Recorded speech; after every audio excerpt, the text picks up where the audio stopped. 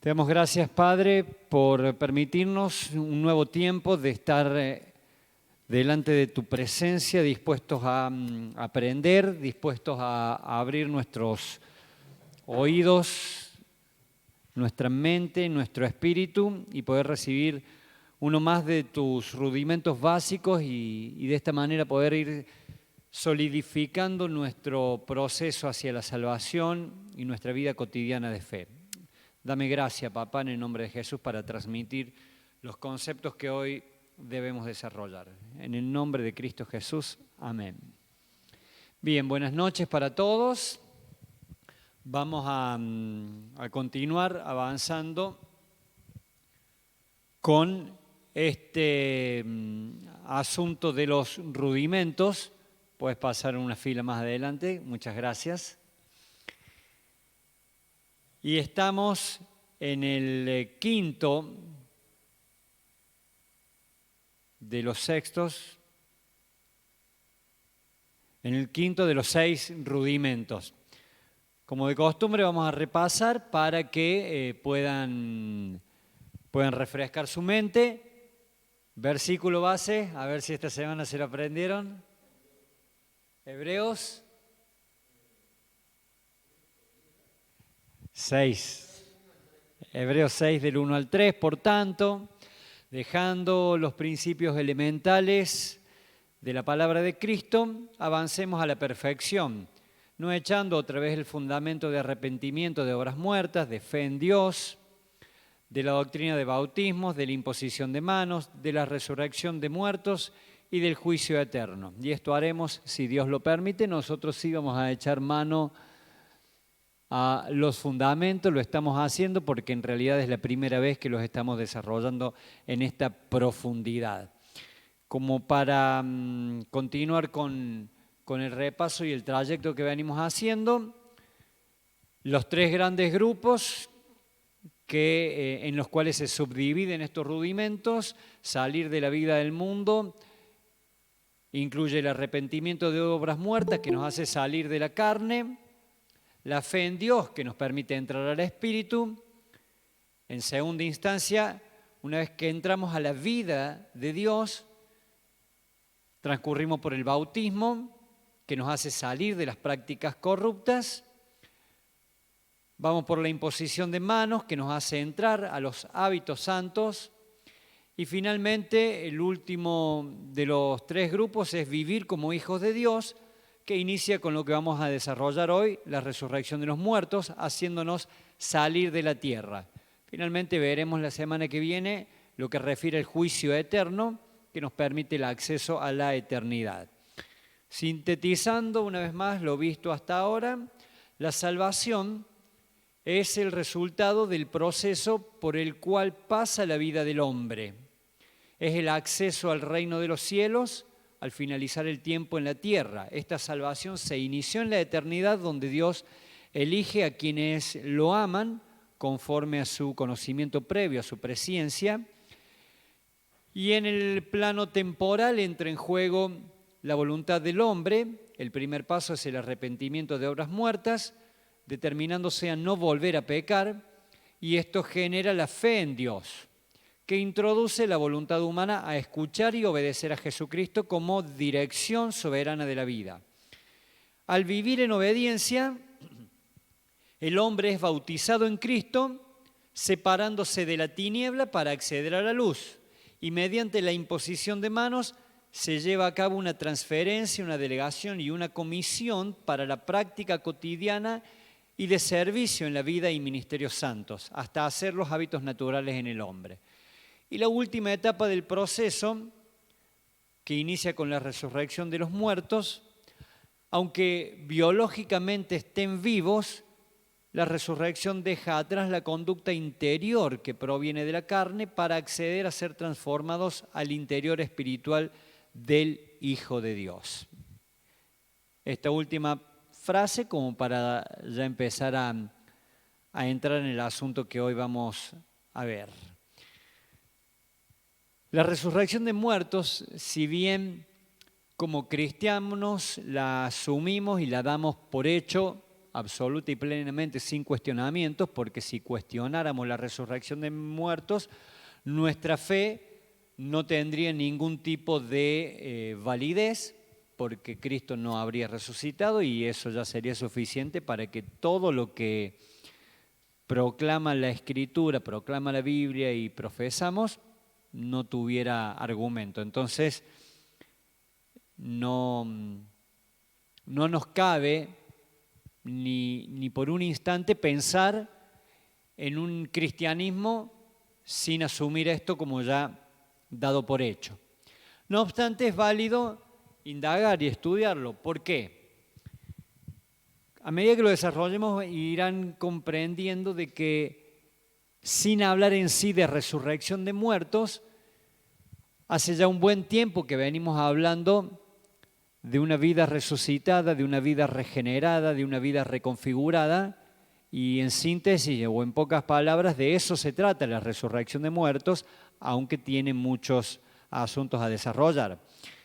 En Lucas 20:38, Mateo 22:32, Marcos 12:27, le plantean a Jesús acerca de, le presentan un caso hipotético de un matrimonio cuyo varón del matrimonio muere y por ley del levirato la mujer se casa con el hermano de su difunto marido y así sucesivamente. Entonces le dice, ¿y la resurrección de muertos? Al final la mujer ¿con quién se queda? Lo que estaban haciendo era tratando de tenderle una trampa a Jesús, porque los que lo cuestionaban eran los saduceos, que era un grupo religioso que no creía en la resurrección de muertos, ni en los ángeles ni en el espíritu. Entonces querían exponerle a Jesús este planteo para que si Jesús decía que había resurrección, la mujer iba a pecar, porque en la resurrección la mujer estaría con un montón de maridos, lo cual sería pecado. Antes de que Jesús muriera no había resurrección. Ya vamos a desarrollarlo. Es el planteo que preguntan acá. Antes de que Jesús muriera, ¿había o no había resurrección? Vamos a ver. La respuesta magistral que Jesús le da, a secas le dice, no entienden nada del reino de los cielos, no saben nada de cómo es la vida después de la muerte, no comprenden la resurrección, no se han dado cuenta, no han leído las Escrituras y no han entendido de que cuando resucite van a ser como ángeles y no se van a casar ni dar en casamiento. No vamos a entrar en ese detalle porque podría ser inacabable, pero lo que nos interesa es que Jesús le termina diciendo, Dios no es Dios de muertos, sino de vivos, pues para Él todos viven. Y viene hablando, ¿no escucharon? ¿No leyeron que Dios dice, soy el Dios de Abraham, de Isaac y de Jacob? Dios es Dios de vivos y no de muertos, porque para Él todos viven. Hablando de Abraham, Isaac y Jacob. Estamos hablando de época de Jesús. Los patriarcas, no había ninguna duda que hacía varios siglos atrás que habían muerto, pero Jesús dice, para Él todos viven. La resurrección no es para los muertos, sino para los vivos. Yo voy a hacer una pequeña introducción y después vamos a empezar a desarrollar. La resurrección tiene dos aspectos para comprender. O sea, primer punto, así que nos tiene que, personalmente les admito que me costó, a medida que lo estudiaba, desarrollar el concepto. Lo escuché, lo leí, lo estudié y como que entendí de una el título, conceptualmente, pero me costó desarrollarlo para poder transmitirlo y explicarlo. La resurrección no es para los muertos, es para los vivos. Primer concepto. La resurrección tiene dos aspectos a comprender. Uno es el hecho escatológico. ¿Alguno no se acuerda qué es escatología? La escatología es cuando hablamos de un acontecimiento futuro, específicamente referido al final de los tiempos.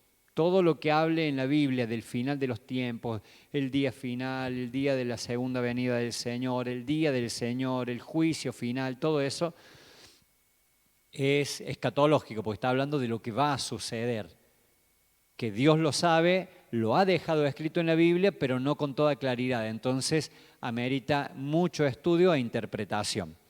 Entonces, la resurrección tiene, por un lado, el hecho escatológico de que al final de los tiempos, en torno a la parusia, que va a ser la segunda venida de Jesucristo, se va a producir la resurrección de todos aquellos que han creído y murieron en el tiempo, murieron biológicamente. Esto es referente al hecho final, consumando la transformación para acceder a la eternidad. Cuando eso suceda, cuando Cristo venga por segunda vez, los que murieron van a resucitar, los que estén vivos van a ser transformados para acceder a un cuerpo glorificado y poder así habitar el reino eterno. Y por otro lado, la resurrección como doctrina rudimentaria de la vida en Cristo, hablamos de que no es un hecho que se dará al final de la historia en un instante, sino que la resurrección como doctrina es algo que comenzó a producirse a partir de la resurrección de Cristo, con Él como primicia de los resucitados. Con esto sí respondo concretamente a tu pregunta. Antes de la resurrección de Cristo no había resurrección.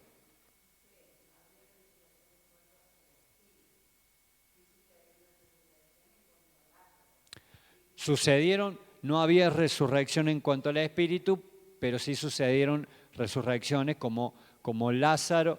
Hay aproximadamente 12 resurrecciones desde el Antiguo Testamento, pero no hay resurrección porque todos esos que resucitaron, incluso Lázaro, murieron. Luego murieron. Bien. Bien. Por eso, como doctrina, la resurrección inicia en la resurrección de Cristo y abarca toda la historia. Ya lo voy a mostrar en un gráfico para que quede bien claro.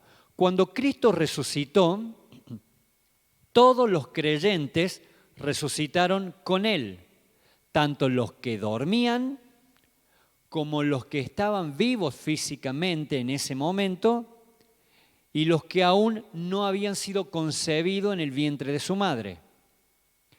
En el mismo momento que Cristo resucitó, nosotros resucitamos, Abraham resucitó y Pedro resucitó, por nombrar 3 personas, 3 puntos de personas en distintas etapas de la historia.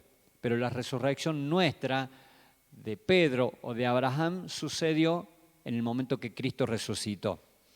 Podríamos decir que de los que dormían, es decir, los que estaban literalmente muertos, la Biblia incluso indica que muchos se levantaron de sus tumbas. ¿Alguno leyó alguna vez eso? ¿Sí? Quiero saber si han leído la Biblia. Lo vi en la novela. Mateo 27, 51, 53 narra que muchos se levantaron. Pero si contemplamos desde Adán, la mayoría de los muertos de la historia de la humanidad no se levantaron de sus tumbas, aunque fueron resucitados. Podría sonarnos contradictorio esto. Me hace acordar al cuñado. Entrase así con los ojitos. No se levantaron físicamente, pero su espíritu sí fue resucitado de aquellos que ya habían muerto biológicamente. De los que estaban vivos físicamente en ese tiempo, aquellos que creían en Jesucristo experimentaron la resurrección. Y finalmente los que aún no habíamos nacido, el acceso a resucitar quedó abierto al día que comenzáramos a creer. ¿Me van siguiendo la idea? Puede ser compleja, pero traté de ser didáctico. Sí.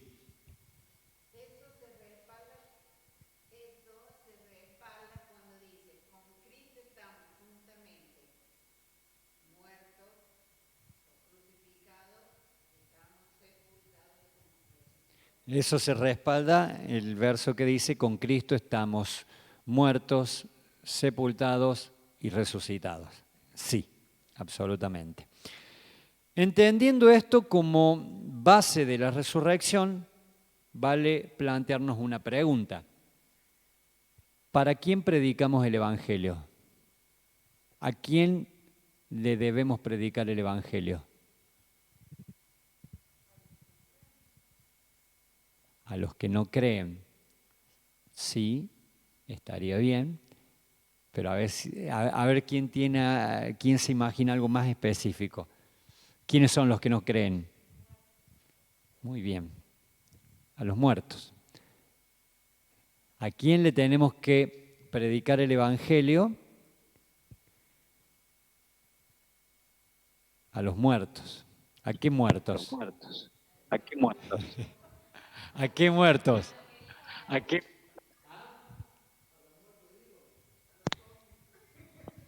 ¿Quién? No escuché de aquel lado. No, yo te pregunto, nada más que no sé si el audio de la voz es que yo no escucho nada o están bien ustedes. Porque tengo hasta los auriculares y no escucho nada.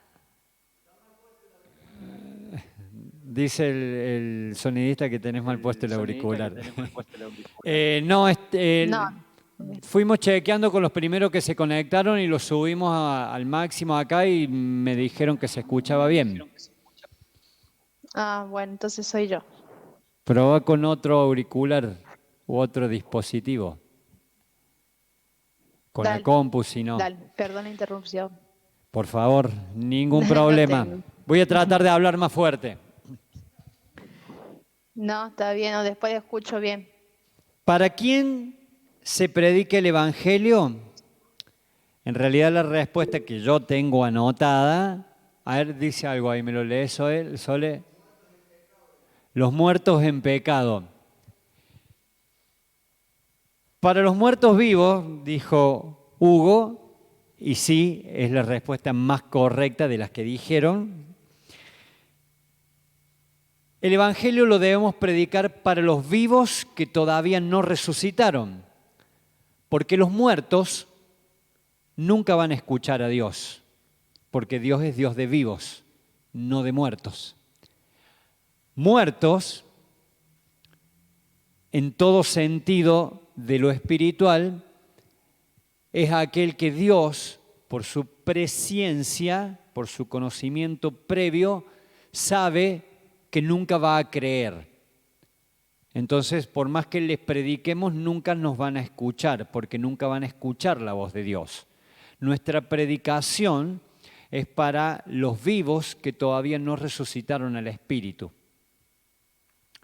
O los muertos vivos, están muertos aún en el Espíritu, pero tienen el acceso a la vida espiritual. Puede ser un trabalenguas.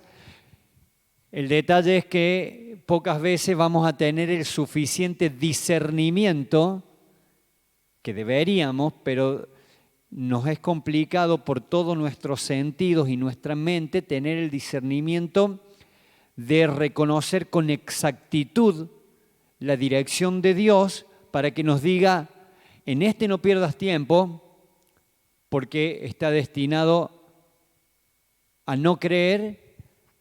Predícale a esta persona que yo sé que va a abrir su corazón. Si alcanzáramos a tener ese discernimiento, seríamos muy exactos en la predicación del Evangelio. Como Dios sabe que no vamos a alcanzar esa exactitud más que en ocasiones puntuales y específicas, nos dice, predíquenle a toda criatura en tiempo y fuera de tiempo.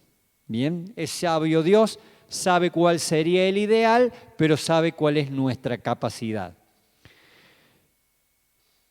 Antes de ir al tema doctrinal de la resurrección como rudimento, vamos a ver la resurrección como asunto escatológico, profetizado para el fin de los tiempos, porque también es válido comprenderlo. Nos interesa más lo doctrinal, pero vamos a repasar lo otro y nos vamos a ubicar primero en una línea cronológica y vamos a ir con un gráfico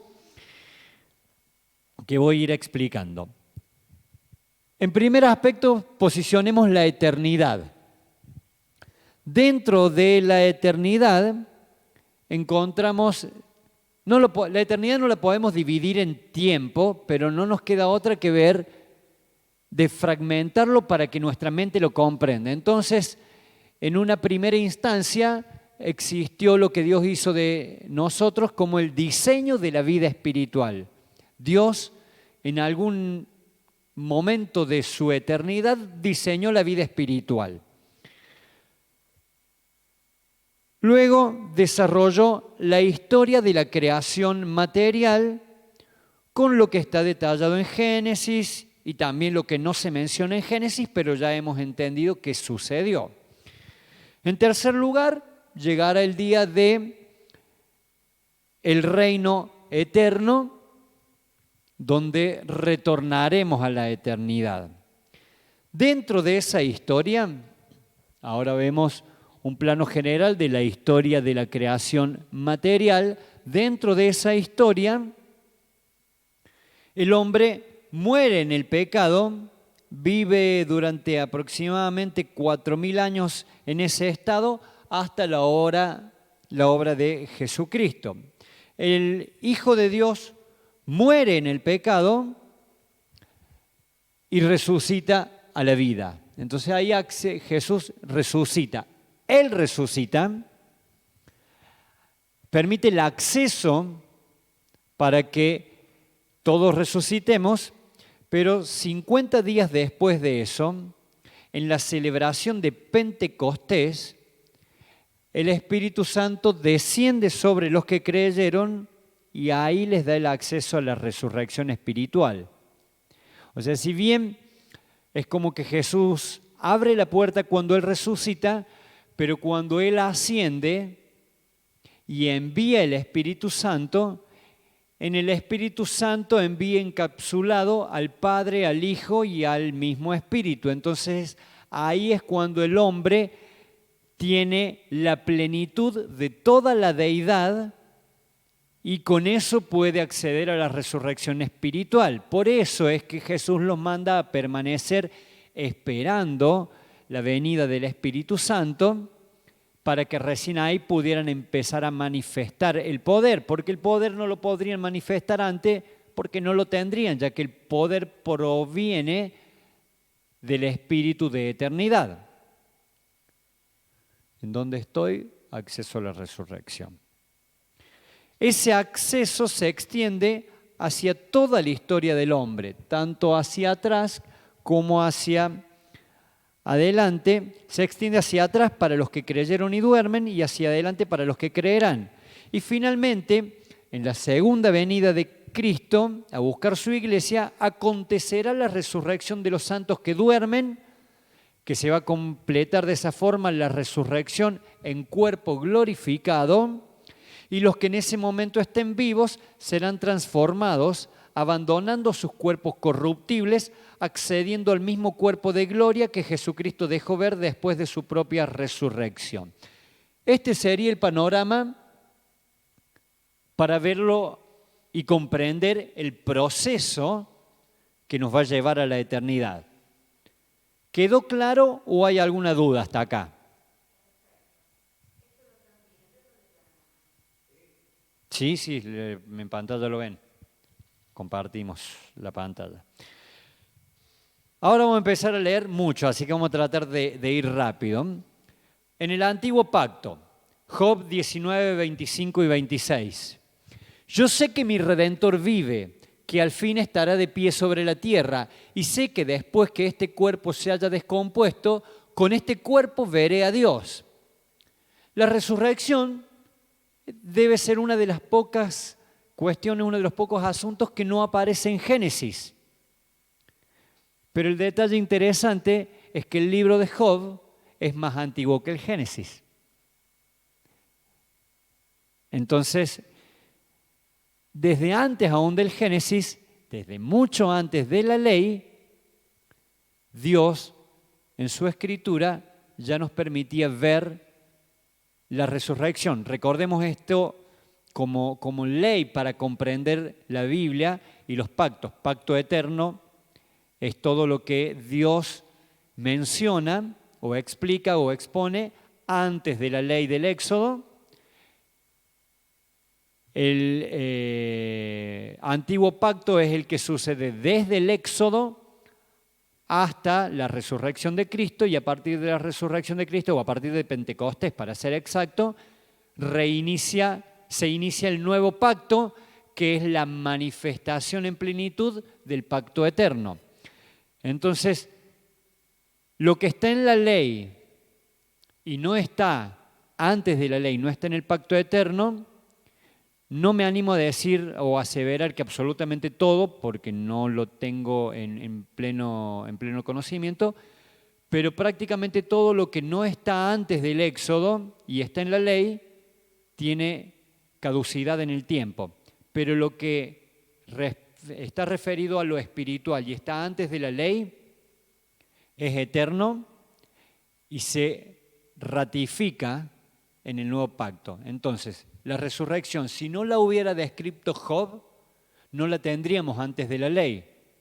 Por tanto, podría entrar en tela de juicio si es real que se daría o no. Como está antes de la ley, es parte del pacto eterno. Detalle aparte que me di cuenta. Isaías 26, 19. Pero esta seguridad tenemos: los que pertenecen a Dios volverán a vivir, sus cuerpos volverán a levantarse, los que moran en el polvo despertarán y cantarán de gozo, porque la luz del Dios de la vida se derramará como rocío sobre ellos. Daniel 12:2. Y muchos de los que están muertos y sepultados se levantarán de sus tumbas, algunos para vivir para siempre y otros para sufrir vergüenza y desprecio sin fin. Ya Daniel está mencionando el juicio eterno. ¿El juicio eterno es lo mismo que el juicio final?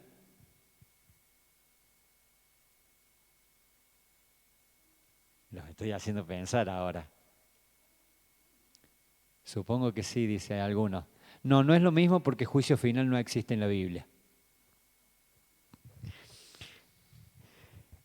Solo mencionamos estos 3 versículos del Antiguo Testamento como testimonio de que antes de la ley, en el caso de Job, y durante la ley, en el caso de los profetas, ya la creencia en el Dios creador del cielo y la tierra contemplaba la resurrección de los muertos para que un cuerpo transformado pudiera estar delante de Dios en la eternidad. Aunque, como mencionamos hace un rato, existían ciertos grupos en Israel, como los saduceos, que afirman que no existía la resurrección, pero esa negación hace carecer de sentido toda la estructura que sustentaba la vida, la cultura y la religión de la nación israelita.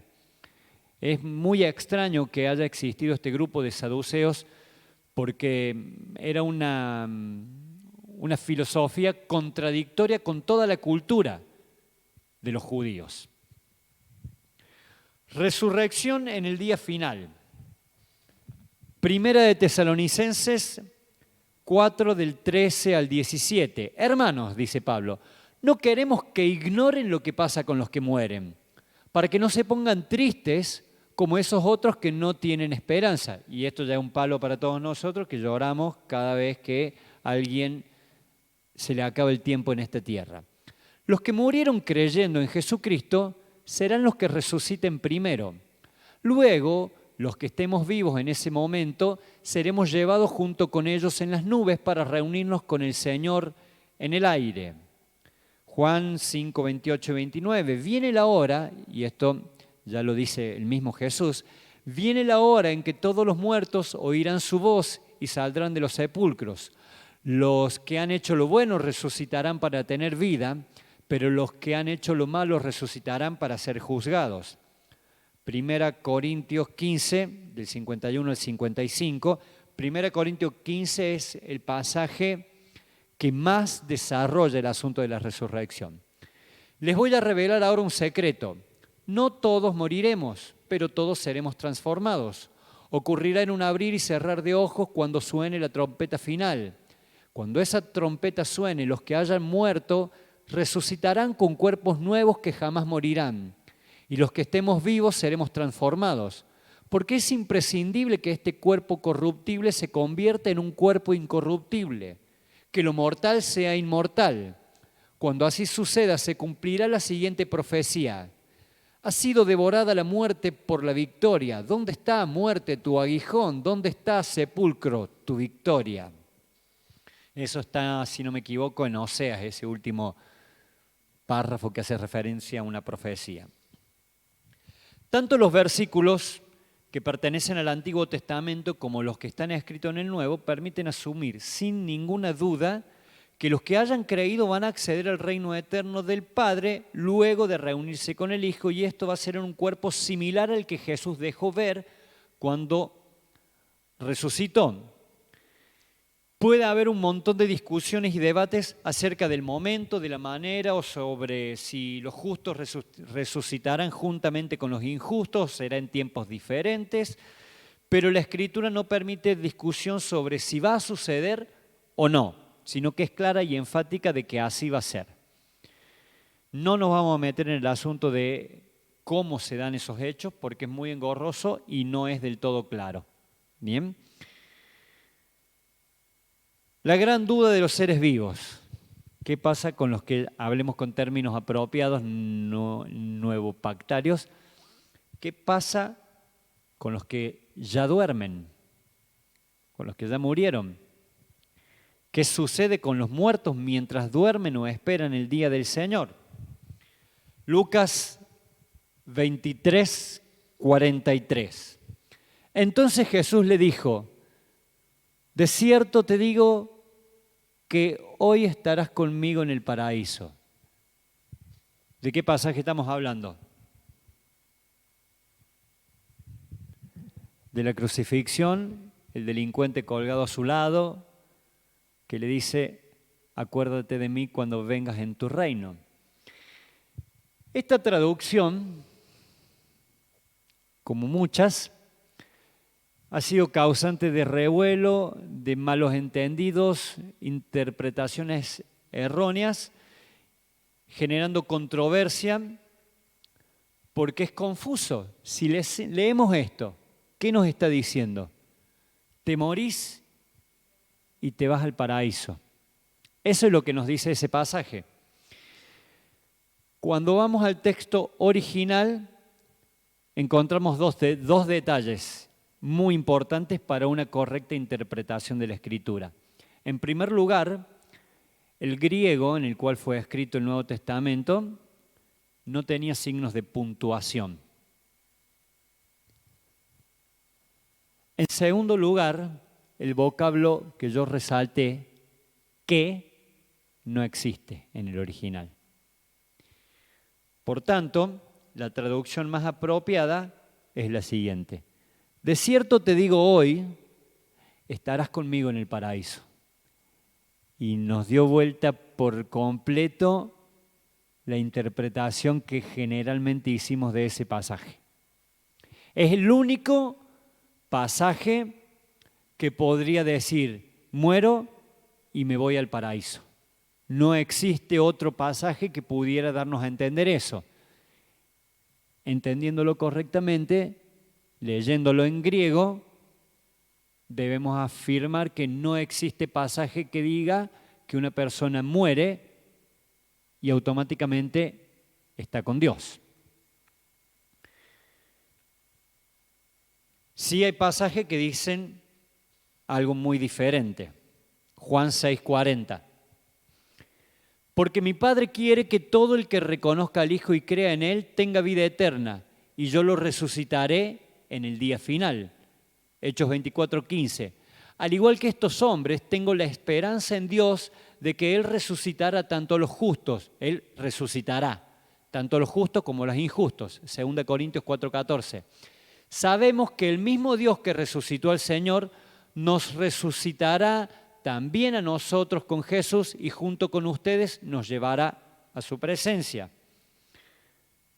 1 Juan 3:2. Sí, amados míos, Ahora somos hijos de Dios y no podemos ni siquiera imaginarnos lo que vamos a hacer después. Pero de algo estamos ciertos, que cuando Él venga, seremos semejantes a Él porque lo veremos tal como es. Apocalipsis 20:13, el mar entregó a los muertos que había en Él, lo mismo hicieron la muerte y el infierno, y cada uno fue juzgado según sus obras. Los que han muerto interpretando estas escrituras podemos decir que duermen, mientras que los que estamos vivos esperamos el día del Señor.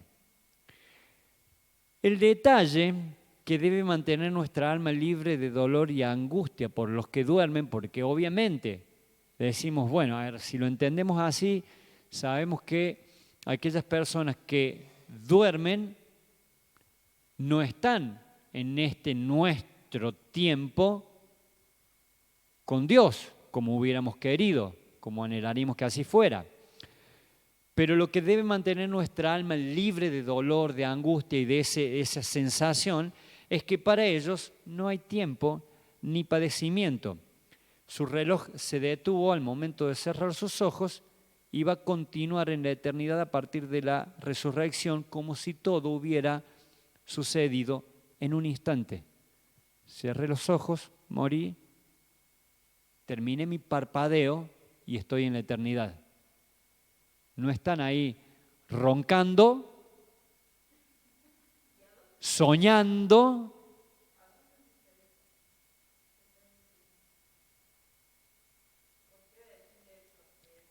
Porque duermen.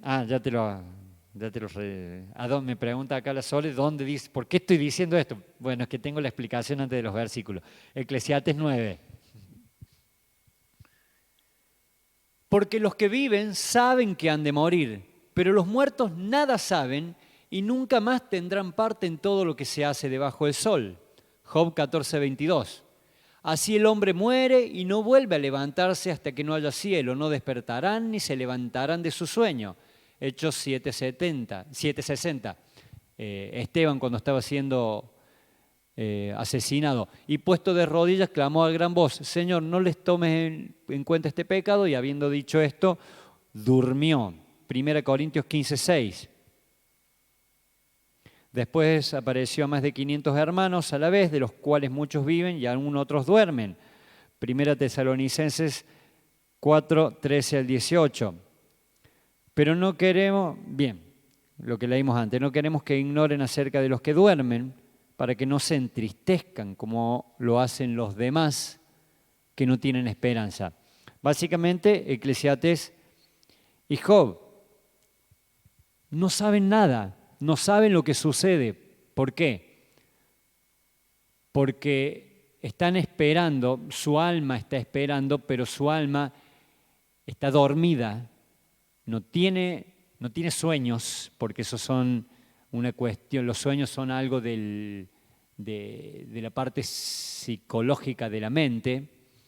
No sueñan, no perciben, no se duelen, no se angustian, están en un estado de espera, pero para ellos el tiempo no sucede, no pasa, no transcurre. El que duerme, cierra los ojos. Vos cuando dormís en la noche, sueño toda la noche, más allá de los sueños, si una noche, ¿qué nos sucede esas noches en que nos hemos acostado tan agotados, tan cansados, que te despertás, no soñaste, no escuchaste ruido, no, o decís, pero si me acabo de acostar, no pasó el tiempo, porque te dormiste tan profundamente que todo tu trabajo sensorial y mental se apagó.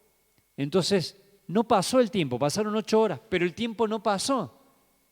¿Cuánto más entonces si biológicamente, estando vivos, tenemos esa sensación, cuánto más si biológicamente el cuerpo ya no está vivo?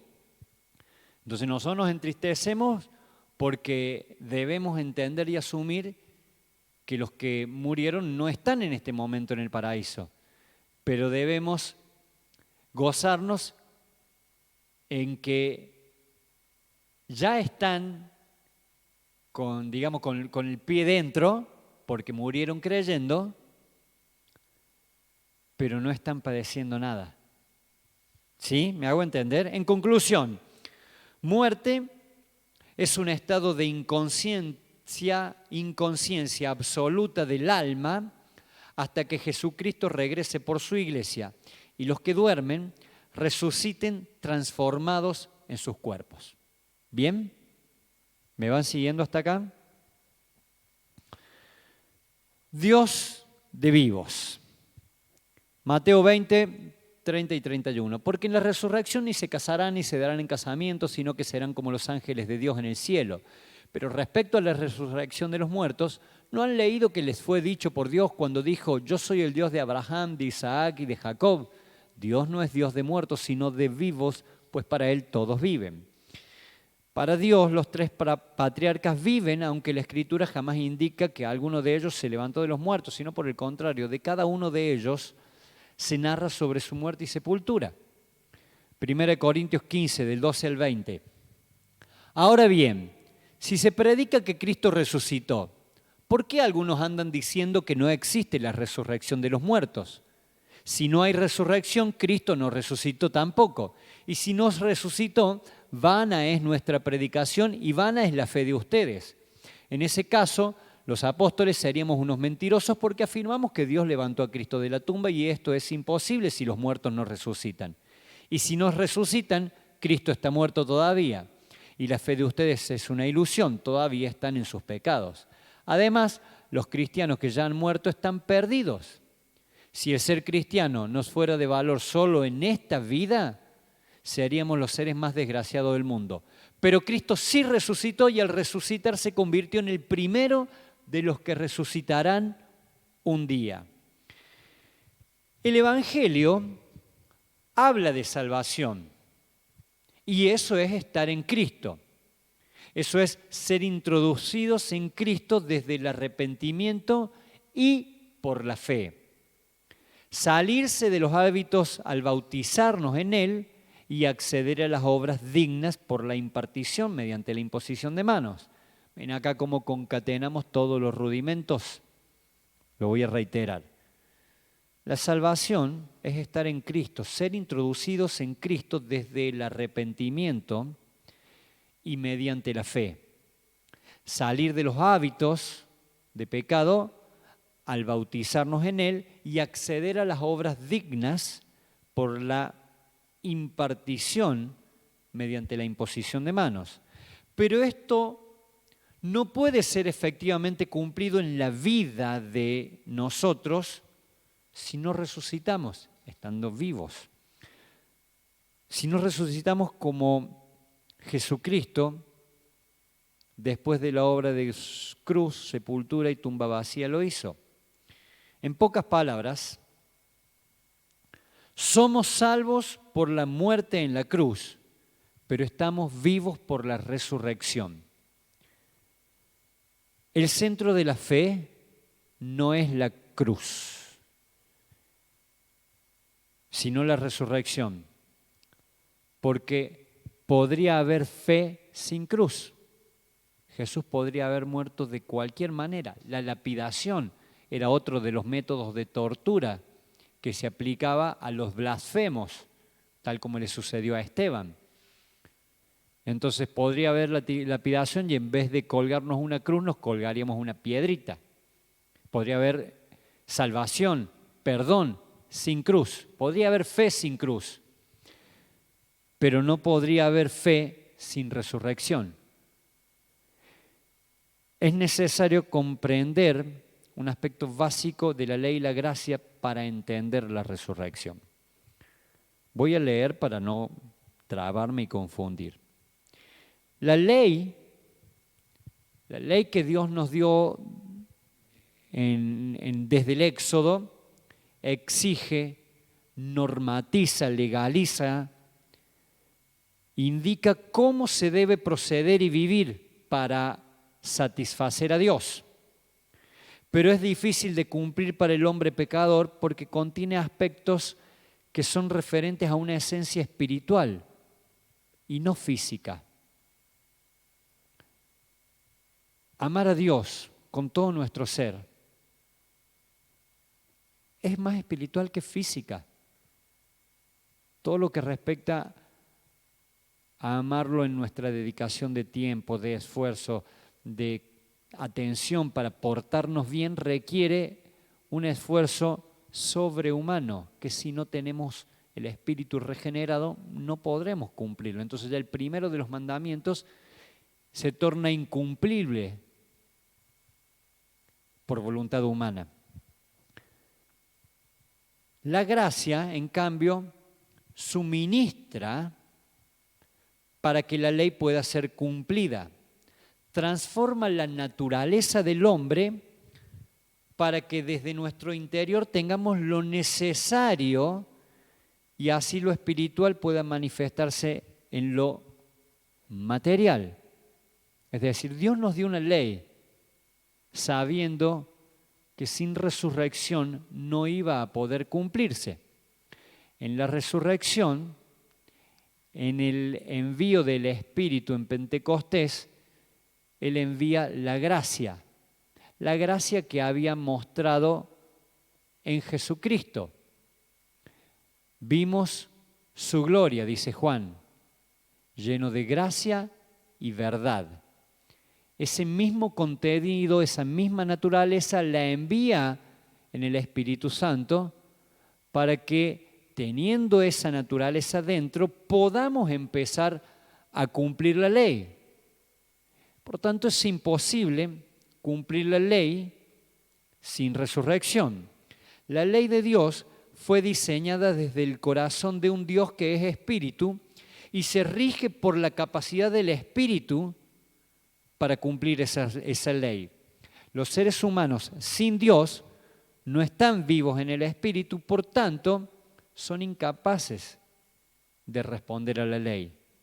Mediante la gracia, Dios suministra la vida al espíritu, resucita al hombre de entre los muertos vivos para darle vida espiritual y así poder cumplir la ley como algo natural en su vida cotidiana.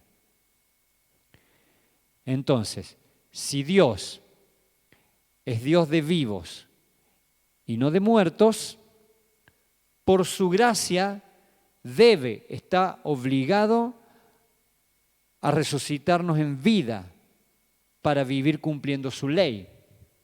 Si Dios quiere que nosotros cumplamos su ley, no nos sirve que nos resucite en el día final solamente.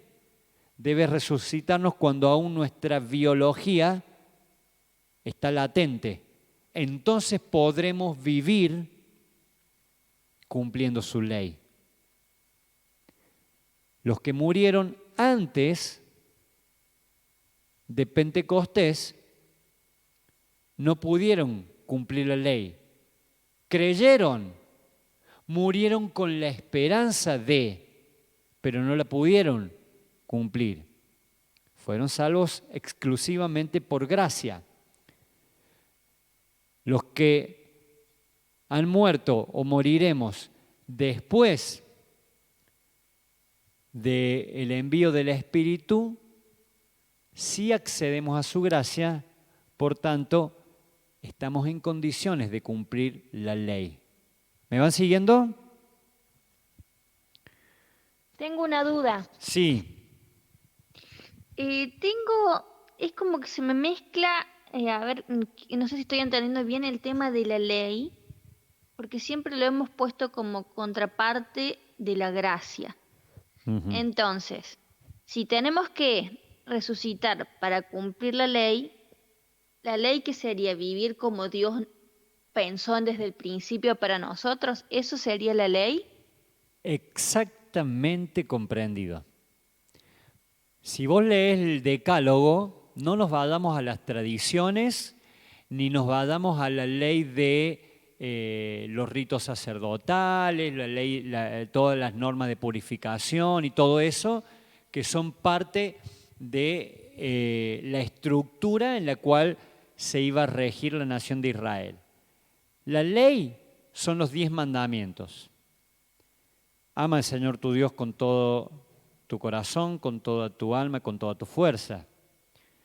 no me los acuerdo, honra a tu padre y a tu madre, no robes, no adulteres, no des falso testimonio, no tomarás el nombre del Señor tu Dios en mano, respeta el día de reposo, es Cristo mismo.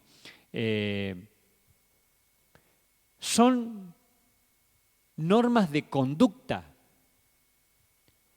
pero el ser humano sin Dios generalmente falta a las normas básicas de conducta, porque nos decimos buenas personas, pero mentimos, mentiras piadosas, mentiras al fin.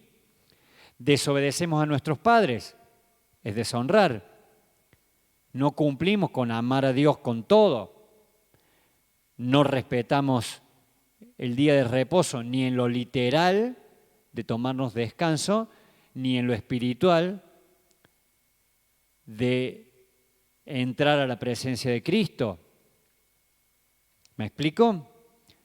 Y no porque no querramos cumplirlas a esas 10 leyes, sino porque no tenemos la capacidad de cumplirlas de esa manera. Eso es la ley. No veamos la ley como todo Éxodo, Deuteronomio, Números y Levítico. No, eso no es toda la ley. La ley son los 10 mandamientos. Eso es lo que muestra la esencia del corazón del Padre. Y Dios la dio sabiendo que el ser humano hasta después de la obra de su Hijo no iba a tener capacidad de cumplirla. Y el mismo Jesús dice, yo no vine a abolir la ley, vine a perfeccionarla. ¿Cómo se perfecciona la ley? Cumpliéndola. Jesús la cumplió, murió, resucitó, nos dio de su Espíritu, entonces a partir de ahí, por esa gracia que recibimos, estamos ahora en condiciones de cumplir esa ley. Que, aunque sigamos fallando en la vida práctica, en nuestro espíritu la vamos intentando cumplir, porque no es que fallemos porque queremos, sino que fallamos porque todavía sigue vigente la ley del pecado que está en nosotros. Y permanecemos día a día batallando a quien obedece mi voluntad, si a la ley del pecado que está en mis miembros o a la ley de Dios que está en mi espíritu. ¿Sí? La forma en que la comprendiste, Mari, es exacta, es tal cual. Nosotros tenemos capacidad de cumplir la ley. No caducó la ley, se perfeccionó en Cristo. La vida cristiana no tiene sentido si no hubiera resurrección. Romanos 4:25. Él murió por nuestros pecados y resucitó para poder presentarnos justos ante Dios. Si Cristo solo hubiera muerto para perdonarnos, ¿quién hubiera ido al trono de Dios a abogar por nosotros y presentarnos justos? Sí, nos perdonó, pero ¿quién nos justifica? Entonces Él debió resucitar para ascender y presentar a toda la humanidad que crea como justo ante Dios. La resurrección de Jesucristo lo que hizo fue satisfacer los requisitos de Dios para aceptar la ofrenda y hacer justo al pecador que se buscaba redimir mediante el sacrificio del Hijo de Dios. Cristo murió entregado como un sacrificio por el pecado.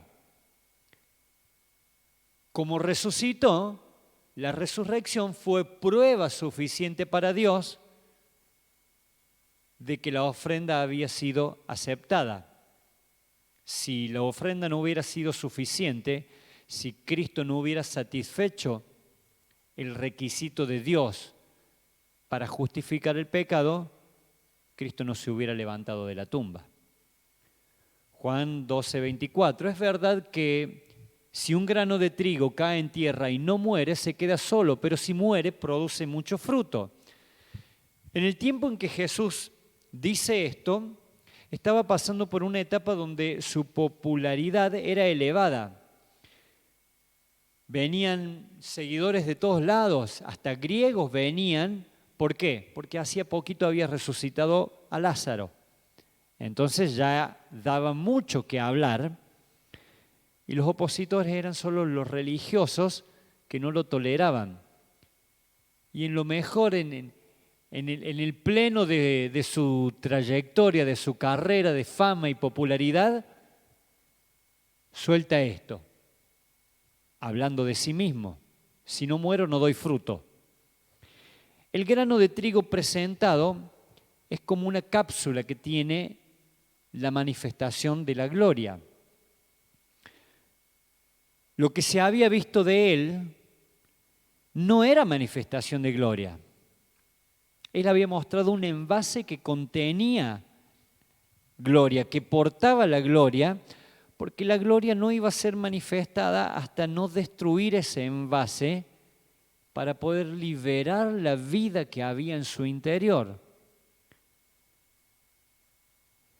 Lucas 24:26. ¿Acaso no saben que el Cristo tenía que sufrir estas cosas antes de entrar en su gloria? Para Jesús la gloria no eran los milagros, no eran las sanidades, no eran los prodigios que hacía, sino que la gloria del Cristo era el fruto que produciría la resurrección posterior a la muerte del grano que dentro llevaba la esencia espiritual. En los apóstoles no se vio manifestación de gloria hasta después de Pentecostés. ¿Por qué? Porque primero el grano de trigo tenía que morir. Cuando Jesús muere, Él resucita, los apóstoles lo ven, están 40 días con Él.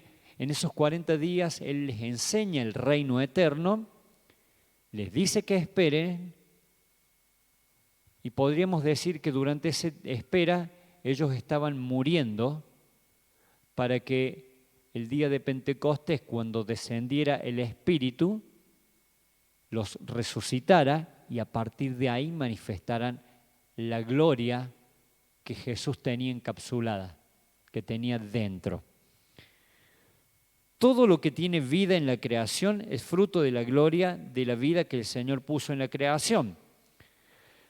Y aunque la gloria esté, no se manifiesta abiertamente porque no todos los hombres han pasado por la resurrección. ¿Por qué nos cuesta tanto ver verdaderamente la gloria de Dios, ver manifestaciones de la gloria? Y porque no todos han pasado por la resurrección. No todos conocen la gloria. Sabemos de la gloria, pero no la conocemos.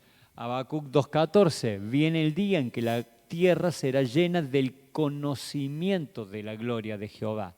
La tierra está llena de gloria, pero no la vemos, porque aún no hemos sido llenos del conocimiento de la gloria. Y esto el profeta lo escribe mucho tiempo antes de que el Mesías se manifestara en carne, muriera y resucitara. Y aun cuando el Mesías se manifestaba, la gloria no se vio en él, porque la tierra aún no fue llena del conocimiento de la gloria de Jehová. La tierra no conoce la gloria de Dios. La tierra, la creación, gime por la manifestación de los hijos de Dios, porque la creación, todo lo que Dios creó, sabe que contiene gloria, pero aún no la da a conocer porque los hijos no terminan de manifestarse. La gloria no se manifiesta, dame la frase siguiente, la gloria no se manifiesta porque no se conoce aún en ámbitos cristianos y no se conoce porque sus hijos no mueren para poder resucitar. La mayoría de los hijos de Dios se quedan a los pies de la cruz, pero no son sepultados para ser glorificados en la vida. Cierro la idea de esto, que creo que este último tramo estaba haciendo como un enredo. Es lo que venimos hablando desde hace un buen tiempo. Morir para vivir. Morir a la carne, morir al yo, morir a nuestro ego, morir a todos nuestros deseos, a nuestros sentidos, para poder manifestar los sentidos espirituales. ¿Por qué nos cuesta tener discernimiento espiritual? Porque todo lo analizamos con nuestra mente y nuestra mente es regulada por nuestros sentidos. Entonces me parece que, porque yo escuché, porque yo vi, porque sentí un olor raro. Entonces no terminamos de morir para resucitar. Y si no morimos como un grano de trigo, nunca daremos fruto espiritual. Si no morimos al envase físico, explícame cómo un grano de trigo puede tener una planta de 1 o 2 metros, no sé cuánto mide, una planta que dé un montón de espigas. ¿Cómo puede una semilla tan pequeña contener eso dentro? Tiene la esencia, no tiene en sí toda esa planta dentro. Tiene la esencia natural que fructificará. Nosotros tenemos la gloria, pero como no morimos, no sepultamos como deberíamos sepultar en Cristo nuestra humanidad, tampoco llegamos a fructificar todo ese contenido para que la tierra vea y conozca la gloria de Jehová. Si vos vas a un campo de trigo el mes que viene, mitad, fin de mes, mitad de mayo, fin de mayo, ¿cómo vas a saber que hay trigo? ¿Que van a hacer trigo ahí? ¿Lo vas a saber? Si alguno sabe de campo, más o menos tengo idea. Sé que el trigo se siembra por esta época, fines de abril, principio de mayo. Entonces vos vas el 10 de mayo. ¿Vas a saber que hay trigo ahí si nadie te lo dice?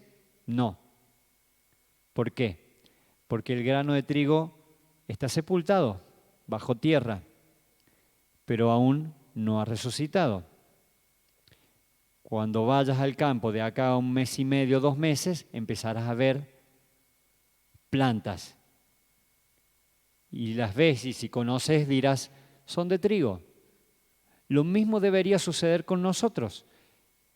Todo lo carnal, todo lo corporal debe morir y ser sepultado en Cristo para resucitar en el Espíritu. ¿Y qué es lo que se va a empezar a ver físicamente? El fruto de esa esencia contenida dentro nuestro. Y aquel que lo vea tomará conocimiento de eso que fructificamos y reconocerá que es la gloria de Jehová. Por eso dice Habacuc, viene el día en que la tierra será llena del conocimiento de la gloria de Jehová. Eso será cuando los hijos de Dios puedan manifestar las obras del Espíritu, el fruto del Espíritu. Bien, hasta acá me van siguiendo de qué va tratando la resurrección de la cual queremos tomar conocimiento y entendimiento, no la del día al final. Está bueno saberla, saber cómo será. Pero esto es lo que tenemos que aprender como doctrina dentro del proceso hacia la salvación.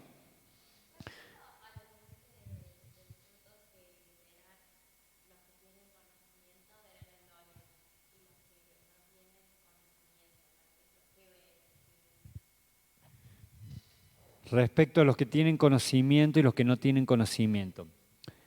En realidad, aún los que no creen, los que nieguen a Dios, los que estén muertos y hayan determinado seguir muertos y serán el día del fin resucitados para condenación, verán la gloria pero la atribuirán a cualquier otra cosa. No van a tener conocimiento de lo que vean, del fruto que vean, pero no reconocerán que proviene de Jehová. No van a acceder, no lo van a poder reconocer porque no van a escuchar la voz de Jehová, porque están muertos en sus espíritus. ¿Qué es lo que produce en nosotros resucitar? Vamos a ir rápido. Primero, produce nuevo nacimiento. Juan 3:5, respondió Jesús: de cierto te digo que el que no naciere de agua y del Espíritu no puede entrar al reino de Dios. Entonces la resurrección lo primero que produce en nosotros es el nuevo nacimiento. En segundo lugar, transformación. Romanos 12:2. No se conformen a este mundo, sino transfórmense por medio de la renovación del entendimiento. 2 Corintios 3:18, así que todos nosotros, con el rostro descubierto, reflejamos la gloria del Señor como si fuéramos espejos. Y el Espíritu del Señor nos va transformando de gloria en gloria y cada vez nos parecemos más a Él. Nuevo nacimiento, transformación, seguimos. Imagen, Romanos 8:29. A quienes Dios conoció desde antemano, los destinó desde un principio para que sean hechos conforme a la imagen de su Hijo. Estas son las cosas que nosotros a medida que resucitamos vamos dejando ver en nuestra vida. Vemos que hemos nacido de nuevo, tenemos otro estilo de vida, nos reconocemos otra persona diferente. Somos transformados porque entendemos diferente, reflejamos y manifestamos cosas diferentes. Cambiamos de imagen, mostramos otra cosa. Ves a alguien que sabías que su vida era un desastre y lo ves tiempo después regenerado en Cristo y decís, ¿cómo me cuesta sacarme la imagen que tengo tuya de adolescente, por ejemplo? Porque nuestra imagen va cambiando. Nos hace miembros del cuerpo de Cristo. Romanos 12:5, así nosotros, siendo muchos, somos un cuerpo en Cristo y todos miembros los unos de los otros. Eso no sucede si no somos resucitados, porque al ser resucitados recién pasamos a formar parte del cuerpo, por tanto pasamos a ser miembros del uno, de Cristo. Desarrollamos plenitud, Efesios 1:23, y la iglesia, que es su cuerpo, es la plenitud de aquel que todo lo llena en todo. Recién cuando fuimos miembros de ese cuerpo, formamos parte de la plenitud que manifiesta a Jesucristo. No podemos ser individuos independientes y solitarios, aislados de la iglesia. Yo no me congrego, pero creo a Dios, creo en Dios, creo en Jesucristo, en toda su obra. Bueno, no me hace falta pertenecer a una iglesia. Podés haber llegado a otras partes, pero no llegas a la plenitud. Produce en nosotros un nombre nuevo, Efesios 4:24. Vístanse del nuevo hombre, creado según Dios, en la justicia y santidad de la verdad. Si no nos vestimos del nuevo hombre, si no resucitamos, no hay forma que vivamos en justicia, ni en santidad, ni en verdad. Colosenses 3:10. Revestidos del nuevo hombre, el cual, conforme a la imagen del que lo creó, se va renovando hasta el conocimiento pleno. Estos aspectos que mencionamos tienen que ver de manera directa con el Cristo resucitado. Son todos aspectos que Cristo dejó ver en su resurrección. Al resucitar, Jesús nació en Cristo. Su cuerpo se transformó, su imagen fue cambiada. Pasó a ser ya miembro claramente de un ámbito espiritual. Mostró la plenitud de la deidad. Se mostró como un hombre nuevo. Todos aspectos que se atribuyen al Cristo resucitado, porque no los produjo el Jesús que nació de María, sino que el Cristo que desde la resurrección estuvo durante 40 días enseñando sobre el reino eterno del Espíritu, es el que ascendió y envió el Espíritu Santo con la esencia de la vida espiritual. y Él nos permite acceder a su propia vida, a su misma vida, a esa naturaleza. Este Cristo asciende, envía el Espíritu Santo, Santo, con la esencia del Padre y la plenitud del Hijo, para que nosotros, los vivos biológicamente, podamos acceder a la resurrección y así administremos la manifestación de Dios en la tierra. En esto concluyente, si la resurrección fuera solamente referente al tiempo final y al reino eterno, no se podría manifestar la gloria de Dios.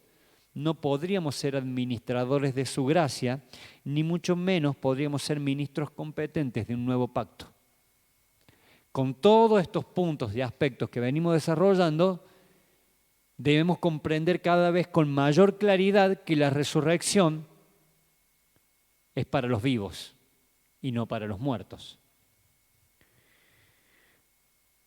Primera de Corintios 15, 45. Así también está escrito, fue hecho el primer hombre, Adán, alma viviente, el postrer Adán, espíritu vivificante. La Nueva Biblia Viva dice, el primer Adán se convirtió en un ser viviente, pero el postrer Adán, Cristo, es un espíritu que da vida. Por ahí a veces la palabra espíritu, el término vivificante, la expresión espíritu vivificante a veces puede generar confusión. Esta es más clara. Cristo es un espíritu que da vida. El alma viviente de Adán nos heredó la naturaleza biológica de estar vivos, pero el Espíritu de Cristo nos da la vida espiritual. Siguiente, resucitar no es el resultado de estar muerto y reaparecer en un cuerpo glorioso e incorruptible, sino que es un espíritu que contiene y da vida. ¿Qué es resucitar?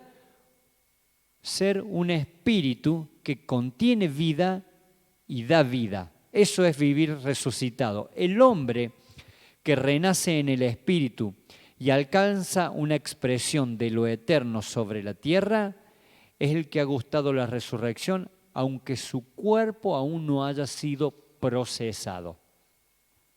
Eso debería ser nuestra vida.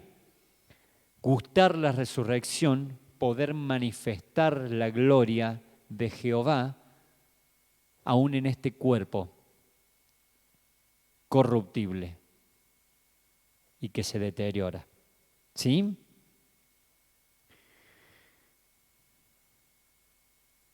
Y vamos a concluir, vamos a leer gran parte del capítulo 15 de Primera de Corintios, que como les dije antes es el que más se explaya sobre este asunto, porque por cuanto la muerte entró por un hombre, también por un hombre la resurrección de los muertos, porque así como en Adán todos mueren, también en Cristo todos serán vivificados. Les aseguro, hermanos, que cada día muero. Vamos a ir viendo cómo Pablo va combinando, mezclando, hablar de la muerte espiritual para la resurrección en vida, con hablar de la muerte y resurrección como un asunto escatológico del final. Les aseguro, hermanos, que cada día muero. Lo que se siembra no se vivifica, sino muere antes. Así también es la resurrección de los muertos. Se siembra en corrupción, resucitará en incorrupción. Se siembra en deshonra, resucitará en gloria. Se siembra en debilidad, resucitará en poder. Se siembra cuerpo animal, resucitará cuerpo espiritual. Hay cuerpo animal y hay cuerpo espiritual. Así también está escrito, fue hecho el primer hombre Adán, alma viviente, y el postrer Adán, espíritu que da vida. Mas lo espiritual no es primero, sino lo animal, luego lo espiritual. No está tratando de animales ahí por si no lo entendieron. El primer hombre es de la tierra, terrenal. El segundo hombre, que es el Señor, es del cielo. Como el terrenal son también los terrenales, y como el celestial son también los celestiales. Y así, como hemos traído la imagen del terrenal, traeremos también la imagen del celestial. Pero esto digo, hermanos, que la carne y la sangre no pueden heredar el reino de Dios, ni la corrupción hereda la incorrupción. Luego pueden leerlo completo al capítulo, porque es más amplio, pero entendemos que esto era vasto como para comprender ya cuál es la doctrina que vamos desarrollando, cuál es la doctrina rudimentaria como base, como entendimiento de qué se trata la resurrección que el escritor de Hebreos menciona. Como explicamos al inicio de este tema, la resurrección tiene un asunto escatológico al final de los tiempos, en el día del Señor, en la cual todos los que han creído resucitarán en un cuerpo glorificado o serán transformados para acceder al reino eterno. Esto es, consumando la salvación. Pero en cuanto a la resurrección de los muertos como doctrina rudimentaria del proceso hacia la salvación, los muertos que resucitan no son los que duermen, sino los que están vivos biológicamente, en camino a que el Evangelio se les revele y su espíritu resucite y dé lugar a la reconfiguración del alma. Esta resurrección permite que, aunque la persona siga viviendo y expresándose en este mundo, ya no pertenece al mundo. Recordemos las palabras de Jesús: están en el mundo, pero no son de este mundo. Y que así como el hombre salió de obras muertas mediante el arrepentimiento, luego abandonó las prácticas corruptas, ahora puede reconocerse peregrino de la tierra y perteneciente al reino eterno. Básicamente, como lo detallamos en